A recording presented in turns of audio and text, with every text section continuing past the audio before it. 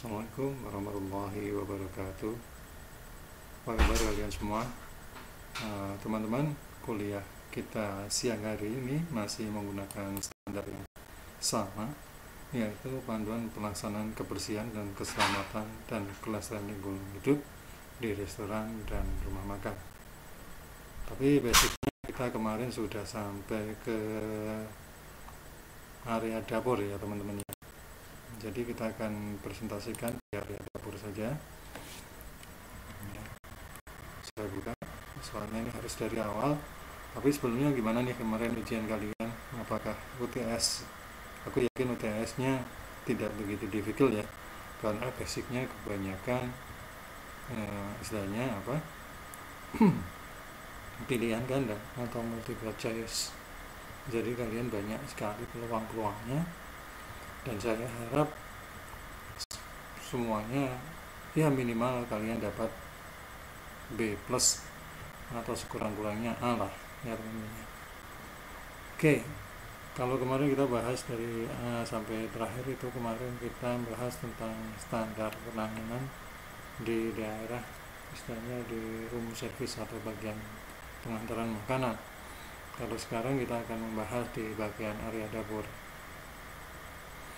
Ini pengusaha dan atau pengelola fasilitas.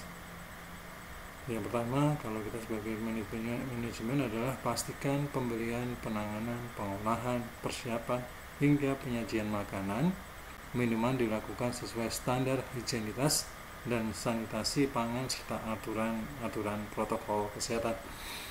Jadi basicnya kita dalam memilih vendor ini harus sangat berhati-hati. Ya.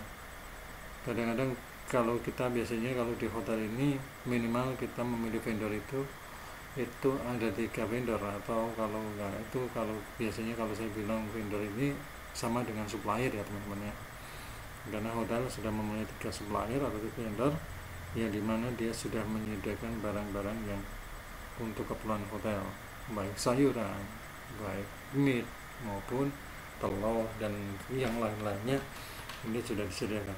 Tapi dalam jangka waktu tertentu nih di dapur dan accounting akan bekerja sama dalam istilahnya survei pasar. Jadi kadang-kadang nih kita di hotel ini sudah menentukan namanya harga kayak dianggap aja lettuce atau wortel, carrot ya. Itu dianggap aja kalau wortel ini dianggap per kilonya 15.000. Nah, kita sama vendor kita akan sign kontrak, dia akan menyediakan wortel selama berapa satu bulan, dianggap aja 1 bulan dengan harga 15.000. Walaupun nanti di pasaran itu fluktuatif, perharinya naik turun, tapi hotel tetap akan membayar 15.000 per kilonya ya teman-teman. Basicnya seperti itu. Jadi mau tidak mau kalau harganya naik ya dengan 20 ya vendor yang merugi. Tapi kalau harganya turun 10.000 per kilo ya vendor yang untung. Itu nanti biasanya kalau kebiasaan di dalam 3 bulan sekali, dan itu akan di revise lagi harganya nanti, karena kita akan ada namanya survei pasar. Nah, di antara 3 vendor ini biasanya juga ada yang biasanya dengan kualitas barang tapi harganya berbeda, maka kita punya pilihan 3 vendor tersebut tadi. Oke. Setelah itu bagaimana sih penanganannya?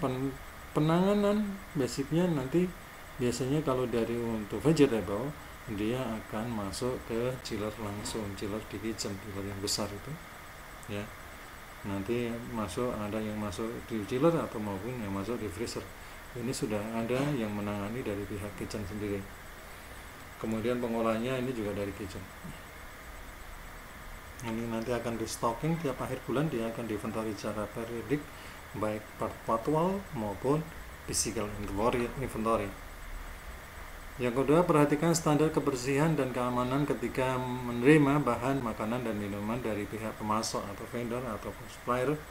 Batasi jumlah orang yang menerima, minimalkan kontak fisik serta selalu menjaga kebersihan fasilitas dan area penerimaan. Yang ketiga, perhatikan standar higienitas dan sanitasi ketika menyimpan bahan pangan sesuai suhu penyimpanan dengan karakteristik bahan pangan. Yang keempat, membawa makanan dan minuman dari dapur ke tempat penyiapan makanan, minuman ke area pelayanan, makan dan minuman dengan menggunakan penutup aman atau biasanya disebut dengan food cover seperti ini. Ini food cover. Ya. Semua hotel ada food cover. Dan selalu diingat, di atas food cover ini biasanya ada lubang. Kesalahan fatal ketika kita mengambil makanan, tangan kita ada jari kita dimasukkan di dalam lubang itu untuk melepas. Basicnya kesalahan ini kenapa? Karena kita akan mencolek makanan yang ada di dalam food cover tersebut. Jadi paling aman kita ngambilnya dari sebelah kanan atau kirinya, kemudian dua tangan kita angkat, membelah. Kemudian nomor 5, ruang dapur bebas dari vektor atau binatang pembawa penyakit. Seperti apa? Seperti kecoa, cacing, lalat. Itu harus kita bersihkan secara periodik. Jangan-jangan nanti malah jadi sarang buat kita. Yang keenam, ruang dapur memiliki situasi udara yang baik. Yang ketujuh, sediakan sarana cuci tangan pakai sabun atau CTPS, cuci tangan pakai sabun ataupun hand sanitizer. Yang kedelapan, area kerja dibersihkan dengan disinfektan, cairan pembersih lain yang aman dan sesuai sebelum digunakan, pada saat kondisi dapur kotor dan pada saat operasional selesai. Yang kesembilan, peralatan perlengkapan memasak dibersihkan dan disimpan sesuai dengan standar higienitas dan sanitasi yang tinggi. Yang ke-10, tempat sampah dalam keadaan tertutup dan sampah di dalamnya dibuang segera mungkin begitu penuh. Ini biasanya tanggung jawab kalau di kitchen kebanyakan tanggung jawab cepat. Nanti kalau sudah penuh dia akan, kalau sampah yang basah akan dibawa chiller di tempat sampah. Karena kadang-kadang yang pengumpul sampah itu sehari cuma sekali untuk mengambilnya.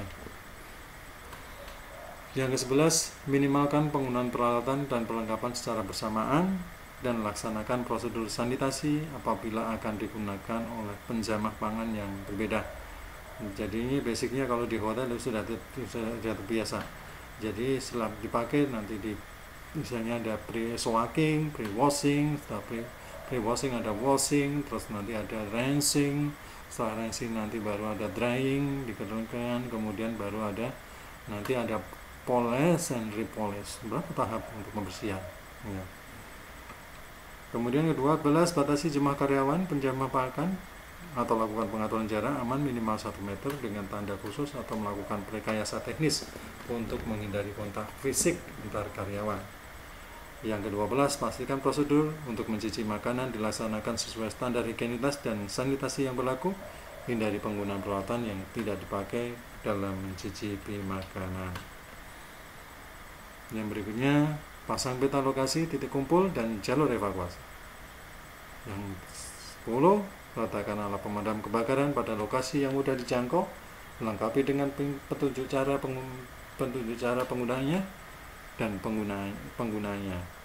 Basicnya di kitchen tidak semuanya bisa dipakai. Ya. Ini barang publik yang harus selalu dibersihkan. Yang pertama adalah lantai, yang kedua adalah dapur, ketiga tempat penyimpanan bahan baku, yang keempat meja penyajian, yang kelima peralatan memasak,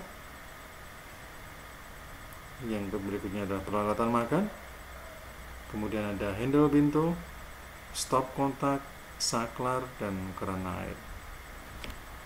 Sampai sini ada pertanyaan teman-teman? Kalau ada pertanyaan nanti silahkan kalian istilahnya di forum diskusi dari learning, ataupun nanti bisa di komen di classroom ya. Kalau nggak ada pertanyaan, saya cukupkan. Saya berharap kita akan segera pulih dan kita akan kembali untuk tatap muka. Jadi kalau bisa tetap kuliah kita semester ini moga-moga ada namanya offline. Terima kasih. Assalamualaikum warahmatullahi wabarakatuh.